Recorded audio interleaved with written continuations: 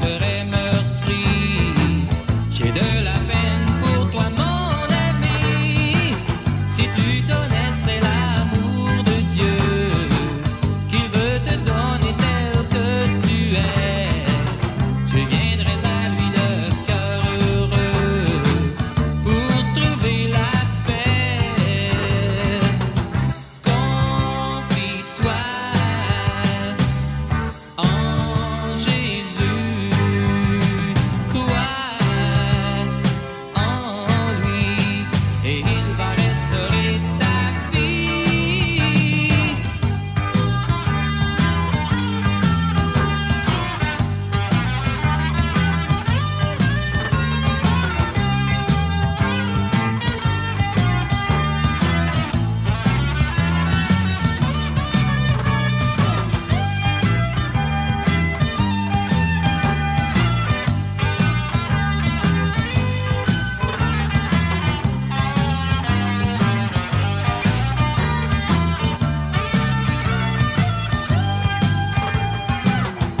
Oui, Jésus te tend la main. Viens à lui et tu seras transformé. Tu auras la vie en abondance, l'éternité en sa présence, et il sera ton ami pour la vie. Viens à Jésus-Christ.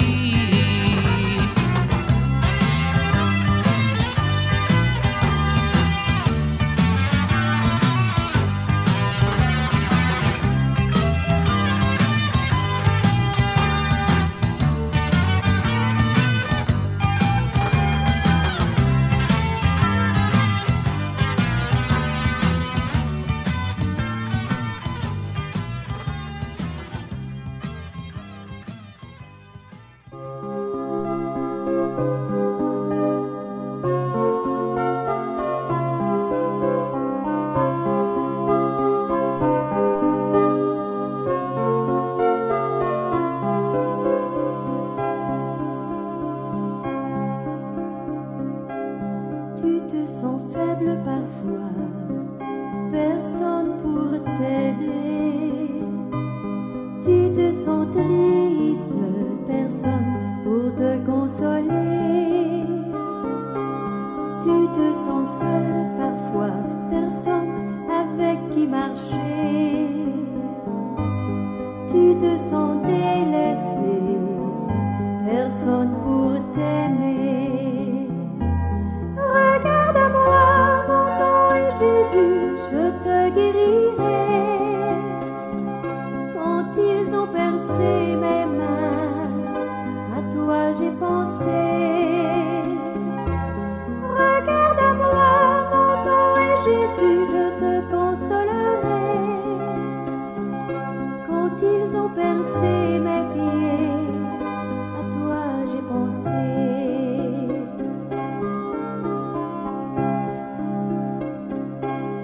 Tu te sens fatigué, pourtant je t'ai porté. Tu te sens méprisé, pourtant je t'ai aimé. Tu te sens perdu, pourtant mon sang j'ai versé. En mourant sur la croix, je pensais à toi. Regarde à moi, mon nom est Jésus, je te guérirai. Quand ils ont percé mes mains, à toi j'ai pensé. Regarde à moi, mon nom est Jésus, je te consolerai. Quand ils ont percé mes pieds, à toi j'ai pensé. Regarde à moi, mon nom est Jésus, je te bénirai. Quand ils ont percé mes mains, à toi j'ai pensé. Regarde à moi, mon nom est Jésus, je te porterai. Quand ils ont percé pensé, mes vieux, à toi j'ai pensé. Quand ils ont percé mon côté, à toi j'ai pensé. En mourant sur la croix, je pensais à toi.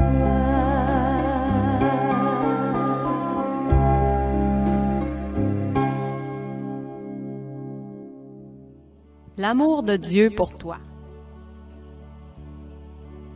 La première épître de Jean, chapitre 5, au versets 11 et 12. Et voici ce témoignage, c'est que Dieu nous a donné la vie éternelle, et que cette vie est dans son Fils.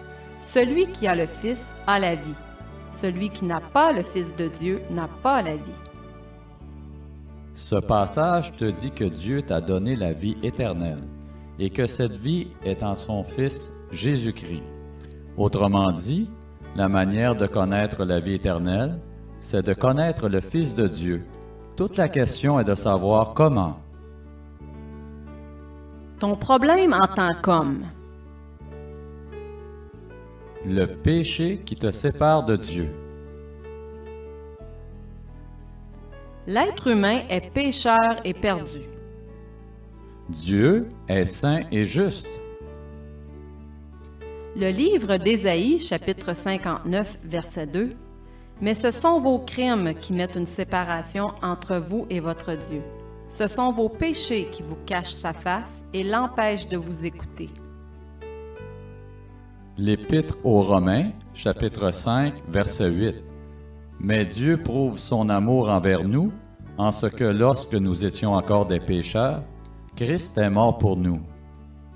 Selon l'Épître aux Romains, chapitre 5, verset 8, Dieu a prouvé son amour pour toi par la mort de son Fils. Pourquoi était-il nécessaire que Christ meure pour toi? Parce que les Écritures déclarent que tous les hommes sont pécheurs. Pécher signifie désobéir à Dieu. La Bible affirme que tous ont péché et sont privés de la gloire de Dieu, signe de sa parfaite sainteté. L'Épître aux Romains, chapitre 3, verset 23. En d'autres termes, ton péché te sépare de Dieu, car il est saint, droit et juste. À cause de cela, Dieu doit te juger comme pécheur. Le livre d'Habacuc, chapitre 1, verset 13a. Tes yeux sont trop purs pour voir le mal, et tu ne peux pas regarder l'iniquité. L'homme est pécheur. Parce qu'il est pécheur, il est mort spirituellement, comme le dit la parole de Dieu. L'Épître aux Éphésiens, chapitre 2, verset 1. Vous étiez morts par vos offenses et par vos péchés. L'Épître aux Romains, chapitre 6, verset 23. Car le salaire du péché, c'est la mort, mais le don gratuit de Dieu, c'est la vie éternelle en Jésus-Christ notre Seigneur. Le péché qui te sépare de Dieu. Le livre d'Ésaïe, chapitre 59, verset 2.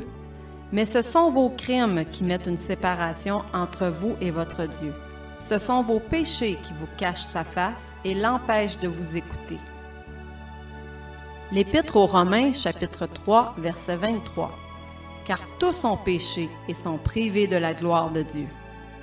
Dieu est saint et il veut que tu aies la vie éternelle. L'Évangile de Jean, chapitre 17, verset 3. Or, la vie éternelle, c'est qu'ils te connaissent, toi, le seul vrai Dieu, et celui que tu as envoyé, Jésus-Christ.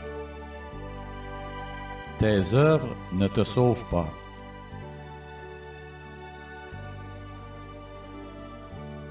Nous voyons dans les Écritures que ni la bonté des hommes, aussi grande soit-elle, ni leurs œuvres, ni leur conduite exemplaire ou pratiques religieuses ne peuvent gagner la faveur de Dieu ou nous mériter le ciel. Tous les hommes sont dans le même bateau, qu'ils soient moraux ou immoraux, religieux ou irreligieux. Ils n'atteignent pas les normes de la perfection de Dieu.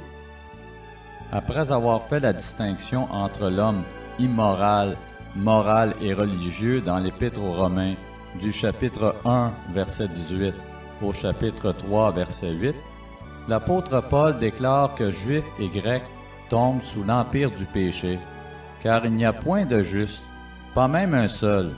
L'Épître aux Romains, chapitre 3, au verset 9 et 10. À cela s'ajoutent les affirmations suivantes des Écritures. L'Épître aux Éphésiens, chapitre 2, au verset 8 et 9. Car c'est par la grâce que vous êtes sauvés par le moyen de la foi. Et cela ne vient pas de vous, c'est le don de Dieu. Ce n'est point par les œuvres, afin que personne ne se glorifie. L'Épître à Tite, chapitre 3, au verset 5 à 7. Il nous a sauvés, non à cause des œuvres de justice que nous aurions faites, mais selon sa miséricorde, par le baptême de la régénération et le renouvellement du Saint-Esprit, qu'il a répandu sur nous avec abondance par Jésus-Christ notre Sauveur, afin que, justifiés par sa grâce, nous devenions en espérance héritiers de la vie éternelle. L'Épître aux Romains, chapitre 4, au verset 1 à 5. Que dirons-nous donc qu'Abraham, notre Père, a obtenu selon la chair? Si Abraham a été justifié par les œuvres, il a sujet de se glorifier, mais non devant Dieu. Car que dit l'Écriture? Abraham crut à Dieu, et cela lui fut imputé à justice. Or, à celui qui fait une œuvre, le salaire est imputé, non comme une grâce, mais comme une chose due. Et à celui qui ne fait point d'œuvre, mais qui croit en celui qui justifie l'impie, sa foi lui est imputée à justice. Les bonnes œuvres, la religion, la moralité, n'enlèvent pas le péché et ne rétablissent pas notre relation avec Dieu. La bonté de l'homme ne pourra jamais égaler celle de Dieu. Dieu est parfaitement juste. À cause de cela, le livre d'Habacuc, chapitre 1, verset 13, te dit que Dieu ne peut aucunement s'associer avec quiconque ne possède pas cette justice parfaite. Pour être accepté de Dieu, tu dois être aussi bon que lui. Devant Dieu, tu es nu, perdu, sans espoir pour toi.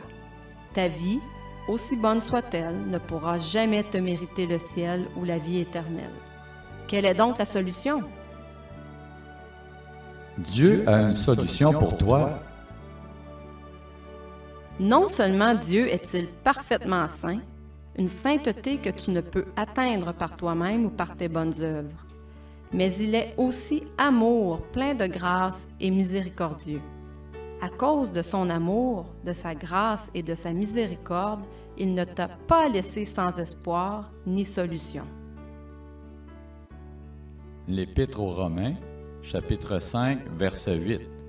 Mais Dieu prouve son amour envers nous, en ce que lorsque nous étions encore des pécheurs, Christ est mort pour nous. Voilà la bonne nouvelle de la Bible, le message de l'Évangile. C'est le message du don de Dieu, en la personne de son propre Fils, qui s'est fait homme, l'homme-Dieu, qui a vécu une vie sans péché, est mort sur la croix pour tes péchés et est ressuscité d'entre les morts. Il a ainsi prouvé qu'il était le Fils de Dieu et démontré la valeur de sa mort pour toi comme substitut. L'Épître aux Romains, chapitre 1, verset 4. Et déclaré Fils de Dieu avec puissance, selon l'Esprit de sainteté, par sa résurrection d'entre les morts, Jésus-Christ notre Seigneur. L'Épître aux Romains, chapitre 4, verset 25. Lequel a été livré pour nos offenses et est ressuscité pour notre justification. La seconde Épître aux Corinthiens, chapitre 5, verset 21. Celui qui n'a point connu le péché, il l'a fait devenir péché pour nous, afin que nous devenions en lui justice de Dieu. La première épître de Pierre, chapitre 3, verset 18. Christ aussi a souffert une fois pour les péchés, lui juste pour des injustes, afin de nous amener à Dieu, ayant été mis à mort quant à la chair, mais ayant été rendu vivant quant à l'esprit. Jésus-Christ est le seul pont entre Dieu et les hommes. L'Évangile de Jean, chapitre 3, verset 16. Car Dieu a tant aimé le monde qu'il a donné son Fils unique, afin que quiconque croit en lui ne périsse point, mais qu'il ait la vie éternelle. Les Actes des Apôtres, chapitre 16, verset 31. Paul et Silas répondirent, « Crois au Seigneur Jésus, et tu seras sauvé, toi et ta famille. » L'Épître aux Éphésiens, chapitre 3, verset 12. En qui nous avons, par la foi en lui, la liberté de nous approcher de Dieu avec confiance. Comment être sauvé par le Fils de Dieu? À cause de ce qu'a accompli Christ à la croix pour toi, la Bible déclare que celui qui a le Fils a la vie. Tu peux recevoir le Fils, Jésus-Christ, comme ton sauveur personnel par la foi, lorsque tu mets ta confiance en lui. L'Évangile de Jean, chapitre 1, verset 12. Mais à tous ceux qui l'ont reçu, à ceux qui croient en son nom, elle a donné le pouvoir de devenir enfants de Dieu. L'Évangile de Jean, chapitre 3, au verset 16 à 18. Car Dieu a tant aimé le monde qu'il a donné son Fils unique, afin que quiconque croit en lui ne périsse point, mais qu'il ait la vie éternelle. Dieu, en effet, n'a pas envoyé son Fils dans le monde pour qu'il juge le monde, mais pour que le monde soit sauvé par lui. Celui qui croit en lui n'est point jugé, mais celui qui ne croit pas est déjà jugé, parce qu'il n'a pas cru au nom du Fils unique de Dieu. Cela signifie que tu dois venir à Dieu par le chemin suivant. Premièrement, reconnaître ton état de pécheur. Deuxièmement, te repentir. Troisièmement, être conscient qu'aucune œuvre humaine ne peut te sauver. Et quatrièmement, c'est par ta foi seule, en comptant entièrement et uniquement sur le Christ pour ton salut. Si tu souhaites recevoir le Christ comme ton sauveur personnel, tu peux exprimer ta foi en lui par une simple prière, en reconnaissant ta nature pécheresse, en te repentant, en acceptant son pardon et en plaçant ta foi en lui pour ton salut. Si tu viens de te confier en Jésus-Christ, tu as besoin d'être guidé en ce qui concerne ta nouvelle vie et ta marche avec le Seigneur.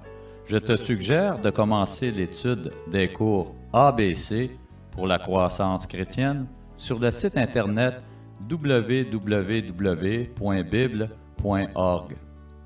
Cette série te guidera pas à pas, te révélant les vérités de base de la parole de Dieu et t'aidera à devenir solidement enraciné en développant ta foi.